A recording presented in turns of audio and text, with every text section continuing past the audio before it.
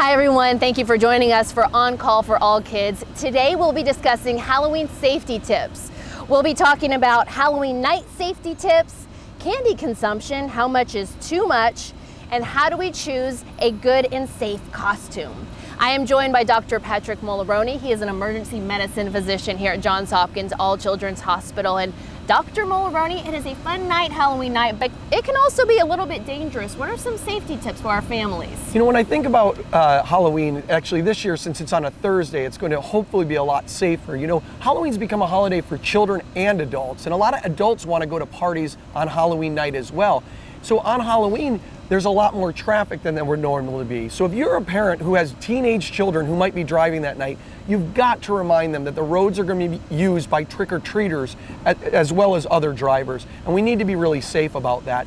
The other thing is, if you're a parent taking out trick-or-treaters, you might want to carry a flashlight with you or a glow stick or something that helps you to be visible. Another idea is for your child's candy bag, maybe put some reflective material on there so that your children can be seen by the cars that are also using the road. Nice tips. And how about if those parents out there, they might be going to the store now, ordering their costumes online. What type of things should they be keeping in mind? Well, you know, Safe Kids International says that about 40% of costumes are not perfect for children. And one of the areas that's a problem is masks. You know, children will wear masks that look great in the store. They have lenses over the eyes, so you can't even see their eyes.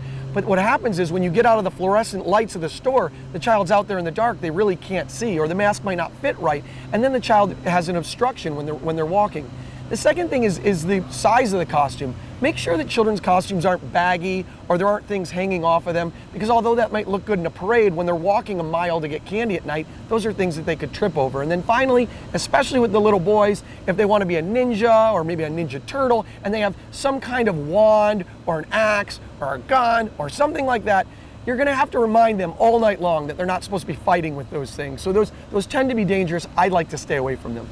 And as they go trick-or-treating, we know that they're going to get a lot of candy. So how much is too much? How do we kind of control that? Well, you know, with Halloween being on a Thursday, it's the teachers on November 1st, that Friday morning, that are going to be having to deal with those sugar-infused goblins that are showing up in school. And, you know, it's nothing about candy, that eating candy makes you have indigestion. But what ends up happening on Halloween is so many parents allow their children to control their own candy consumption. So the kids just eat too much candy, and that can make them have an upset stomach.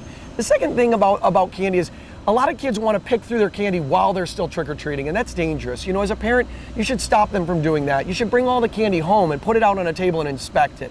You know, there are these urban legends, or you think they're urban legends, that sometimes candy does get messed with. So look through the candy and make sure that none of the packages have been opened or tampered with. We actually had a family in the Florida area who presented to our ER a few years ago that had a metal object inside their candy. Luckily, they recognized that and there was no harm to the child, but this can happen. What about if you stay home, Dr. Molaroni, and maybe you're going to be the one to pass out the candy? Are there things we should keep in mind for that? Yeah, you know, passing out candy to all the little children is such a rewarding experience. When you turn your porch light on, you're inviting the children to come onto your property. Please make sure that they don't have an obstructed path to get there. Look at the walkway as they're walking in to make sure that a child that might have a costume on that doesn't let them see just perfectly can get to your doors safely and can enjoy their holiday. Okay, really nice tips, Dr. Thank Molaroni. you. Thank you for joining us. We hope you have a very happy and safe Halloween. Of course, if you have an idea you would like us to look into and talk to our experts about, you can comment below right here on this video. And you can also check out our website. That's HopkinsAllChildren'sHospital.org/newsroom, and you will find a lot of pediatric information there as well. We'll see you next week.